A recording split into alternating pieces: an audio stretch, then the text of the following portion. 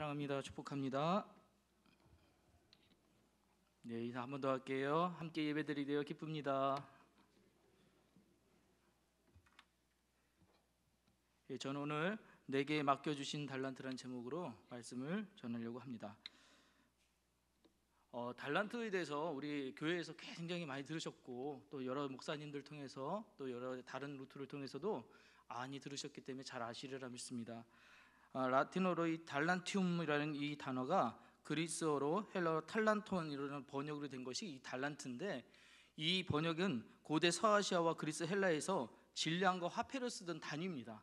그러니까 질량과 화폐로 쓰던 단위인데, 그래서 한 달란트 하면 어느 정도냐? 약 34.2kg 정도 된다고 그래요. 34.2kg 한 달란트가.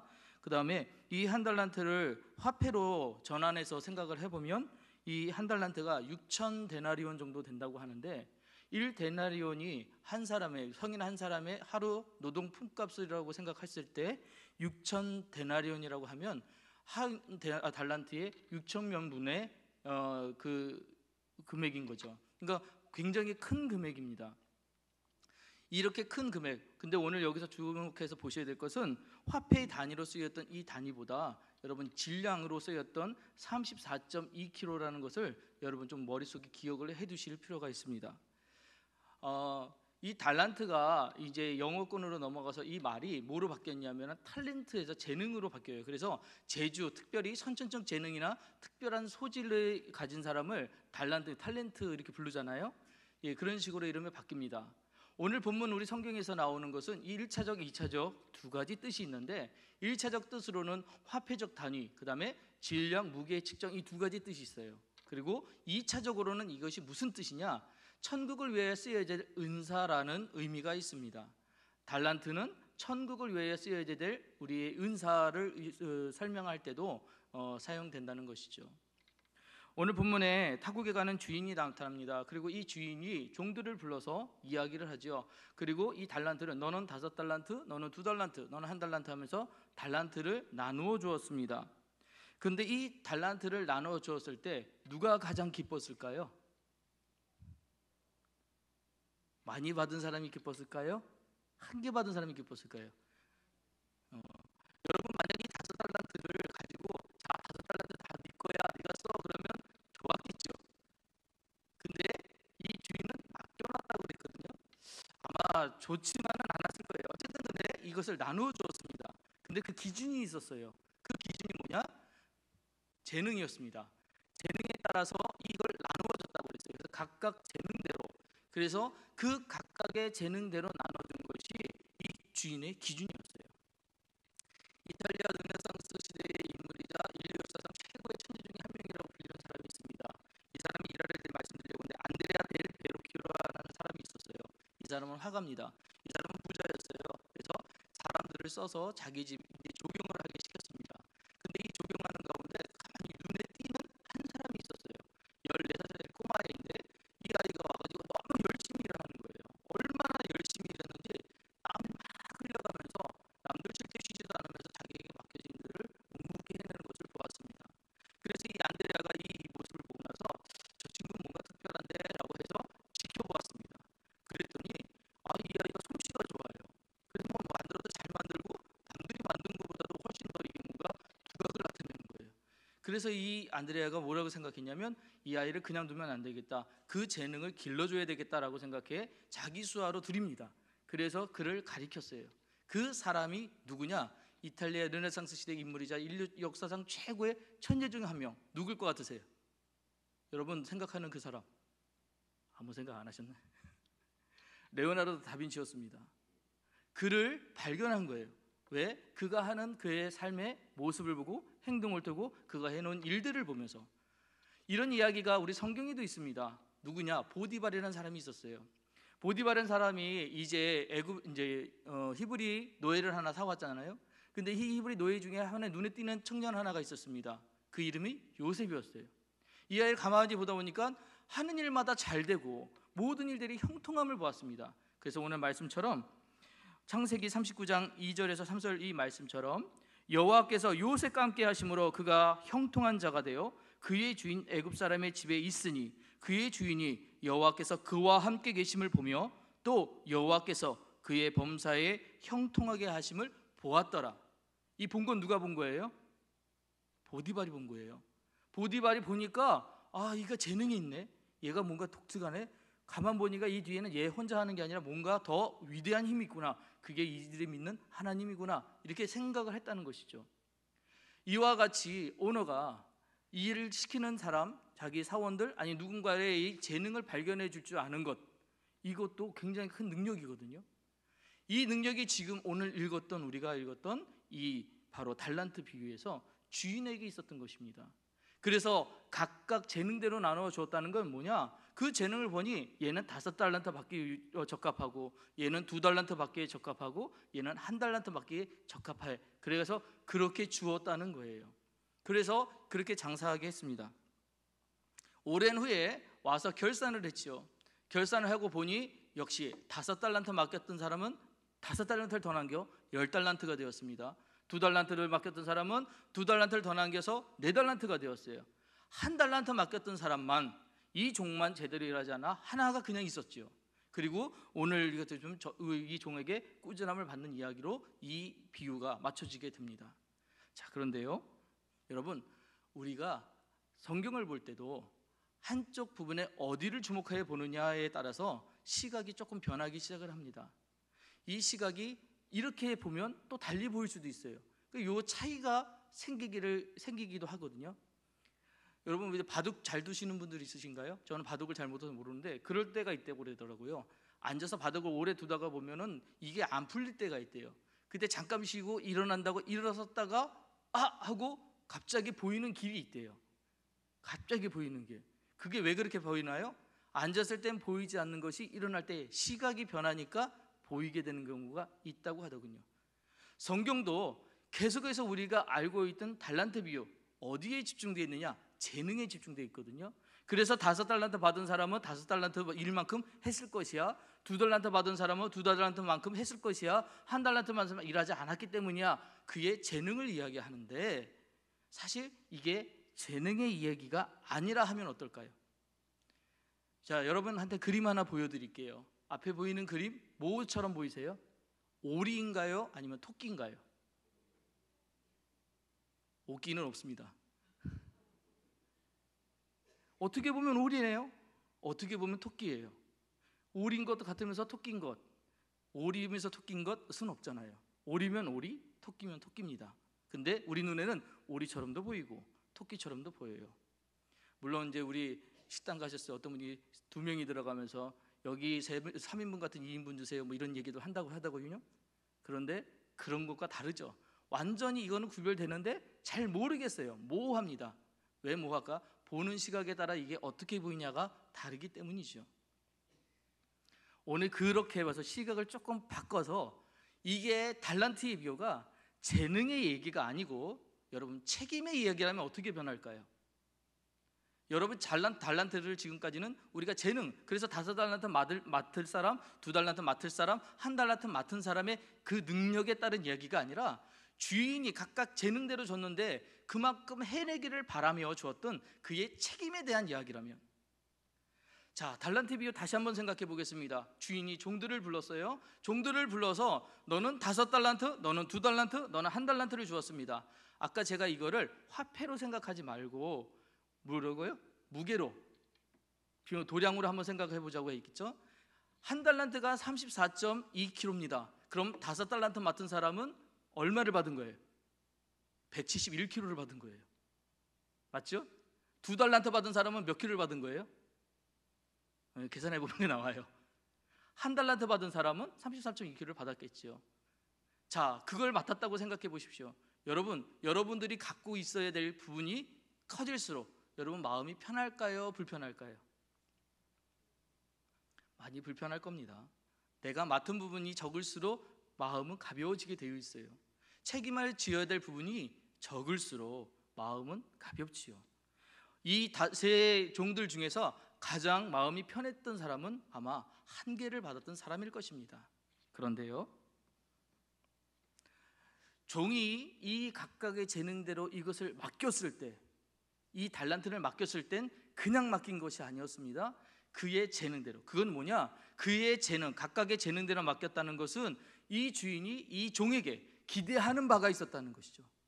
내가 이걸 맡기도 얘가 이걸 가지고 어떻게 할 것이야 라고 하는 뭔가의 기대, 그 마음이 있었다는 것이에요. 그래서 너는 5달란트 맡길만 해 하고 주었다는 것. 이거는 믿음을 기반한 이야기입니다. 이 믿음에 기반돼서 5달란트와 2달란트, 1달란트가 나눠진 것이지요. 자, 그 믿음에 부합해서 이제 이 종들이 나가서 장사합니다. 장사해서 5달란트 맡은 사람은 장사해서 다도 5달란트를 남겼어요. 2달란트 맡은 사람은 2달란트를 장사해서 남겼습니다. 1달란트 쓰면 그것을 땅에 묻었습니다. 숨겨두었어요. 이 장사하여라가 여러분 중요한 단어입니다. 헬라어로 에르가조마이라고 하는 이 단어는 노력하다, 노동하다, 종사하다 이런 뜻이 있습니다. 노력하다, 종사하다보다 가장 중요한 뜻은 저는 이거 같아요. 노동하다. 노동은 왜 하시죠? 여러분 일 왜 하십니까? 여러분들이 수고하고 힘쓰는 모든 일들은 내가 그것을 통해 재화를 얻어 먹고 살기 위해 노동을 합니다. 어떤 노동이든지 간에 그래서 신성한 거예요. 살기 위한 몸부림이기 때문에. 노동은 신성합니다. 되게 중요한 거예요. 우리가 살 때 노동 없이는 아무것도 할 수 없어요. 그런데 이 노동, 이 단어가 그냥 쓰여지는 단어가 아니라 내가 수고하고 힘쓸 때 얻을 수 있는 단어가 노동이라는 거예요. 장사했다는 것은 뭐냐? 내가 이 5달란트로 살아야지, 이 2달란트로 살아야지 하면서 그것을 통해 뭔가 노력하고 수고하고 애씀이 있었다는 겁니다. 자, 근데 이 노동한다는 이 단어를 이 5달란트와 2달란트 받던 사람은 했어요. 그리고 애써서 그만큼 남겼습니다. 1달란트 할 때는 노동했다는 단어가 없는 거예요. 그 단계가 없었던 겁니다.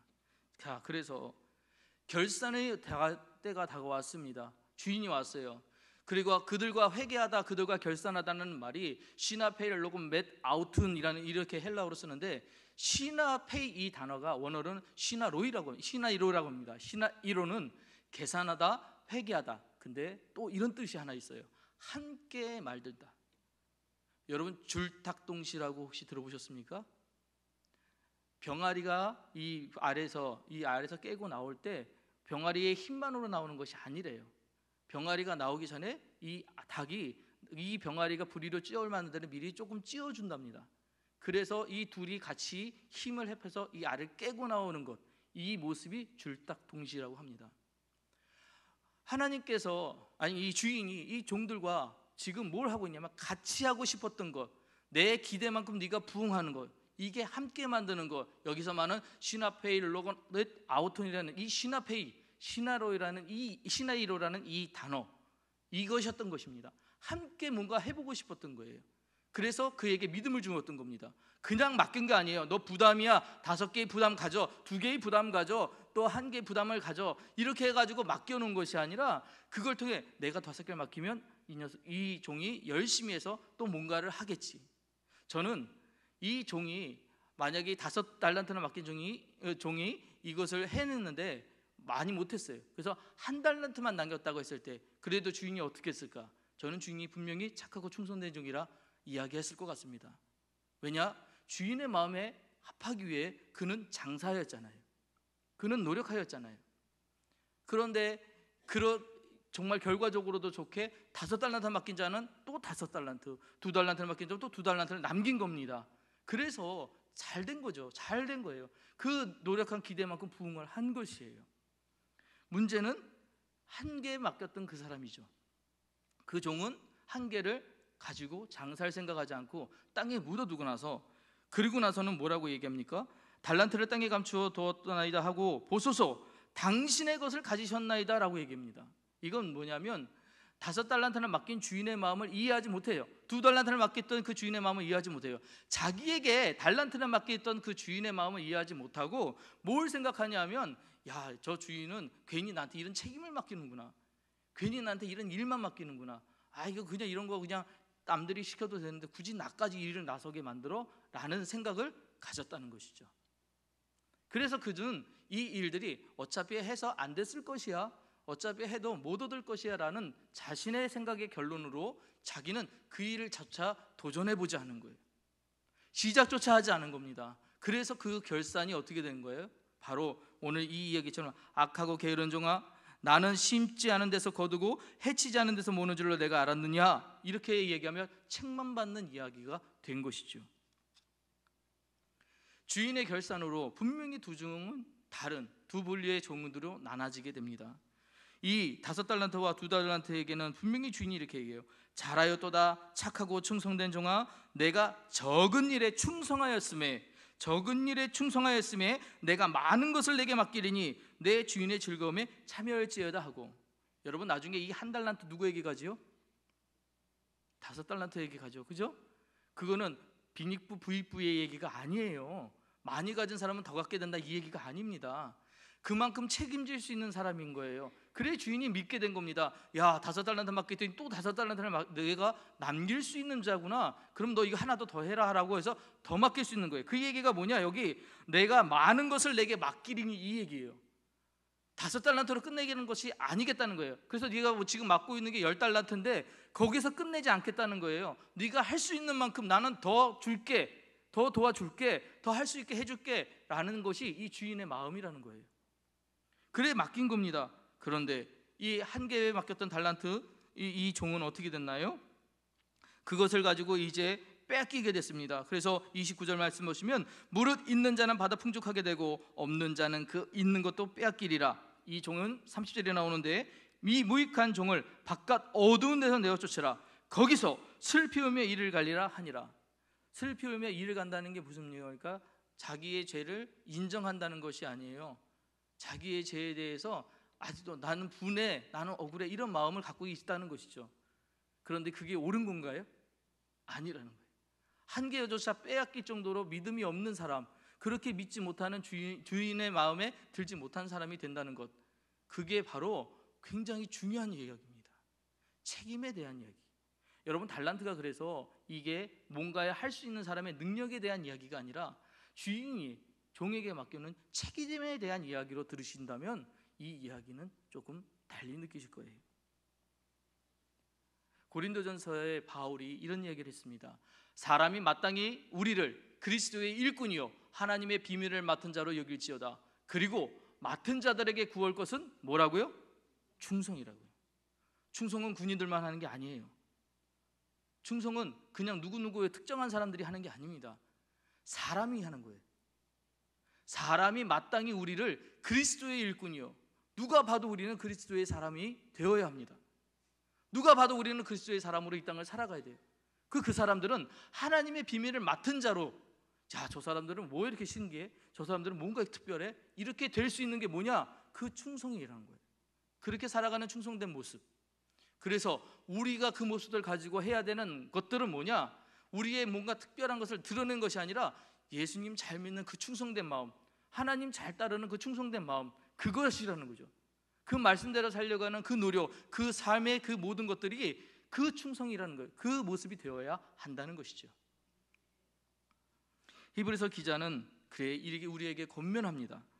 그러므로 우리는 들은 것에 더욱 유념함으로 우리가 떠내려가지 않도록 함이 마땅하니라. 여러분들은 이미 이 복음에 대해서, 이 말씀에 대해서 아셔요. 모르시는 분들은 한 분도 안 계실 것입니다. 그런데 들었는데 기억이 안 나요. 들었는데 생각이 안 나요. 여러분, 이게 흘러간 거예요. 우리는 늘 마음속에 이것을 다시금 새겨야 돼요. 다시금 생각하셔야 돼요. 그래서 하지 않아야 될 게 뭐냐? 떠내려가지 않도록. 아, 하나님은 날 사랑하셨어. 저는 복음을 청년들한테 가르칠 때 두 가지로 가르쳤어요. 하나님은 선하시다. 둘째, 그 하나님의 관심이 나에게 있다. 이게 복음이라고 가르쳤습니다. 여러분에게도 마찬가지예요. 복음은 하나님은 선하시다는 것이 복음이에요. 둘째, 그 선하신 하나님의 관심이 나에게 있는 거예요. 여러분에게 있는 거예요. 여러분에게 있는 것 그 자체가 바로 복음이에요. 그보다 더 선한 말이 어디 있습니까? 그보다 더 기쁜 말이 어디 있어요? 여러분, 어떤 것을 선택해야 할까요? 할 수 있는 것과 해야 하는 것이 있습니다. 어떤 것이 선택하는 게 맞을까요? 할 수 있는 것, 해야 하는 것. 여기에 따라서 뭐 난 이거 해야지 저거 해야지 판단이 하실 수 있을 겁니다. 그런데 사실은 할 수 있는 것부터 하는 거에 맞아요. 내가 뭔가 대단한 것들을 해서 이 다음에 커서 이 다음에 내가 성장을 해서 또 내가 삶에 가서 이장 좀 뭔가 준비되면 하는 게 아니고요. 여러분 계신 그 자리, 여러분들이 할 수 있는 그 시간부터 뭘 하냐? 할 수 있는 것들을 해야 됩니다. 그럼 믿는 우리가, 하나님을 섬기는 우리가, 그리스도를 따르는 우리가 지금 할 수 있는 일이 뭔가요? 그것부터 시작하시는 거예요. 지금 내가 할 수 있는 것부터.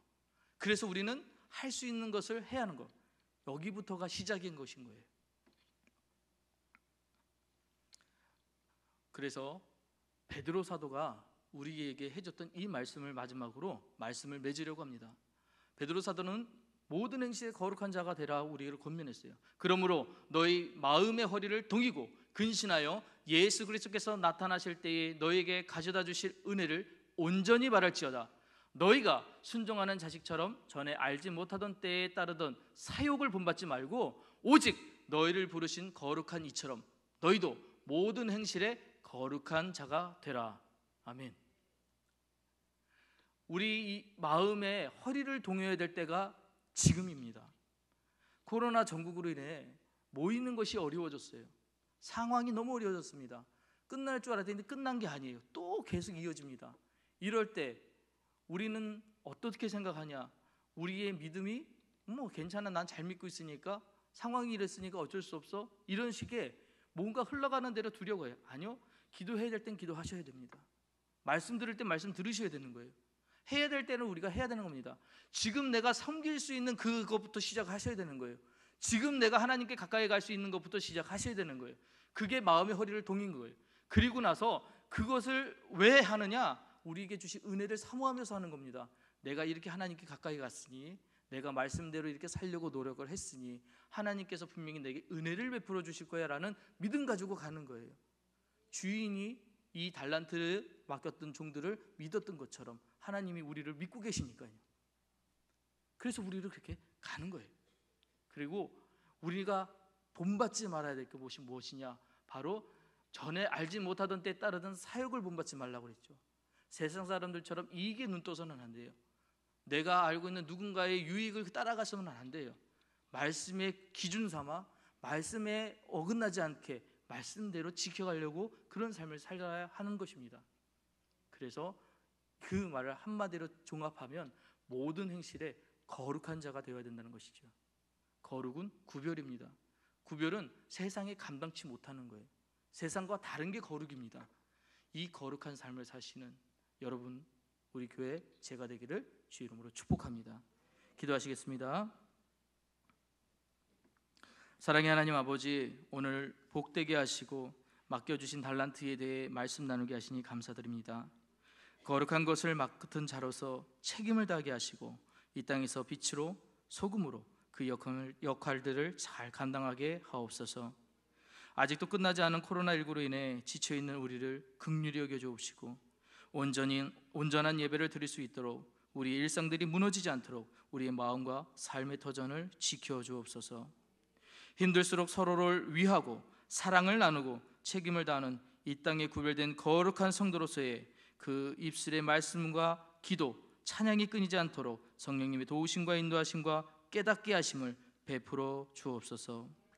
언제나 어디서나 무엇을 하든지 주님을 먼저 생각하고 살아가는 성도들이 되게 하여 주옵소서. 날 위해 십자가의 고통을 이기시고 부활하신 예수님의 이름으로 기도합니다. 아멘.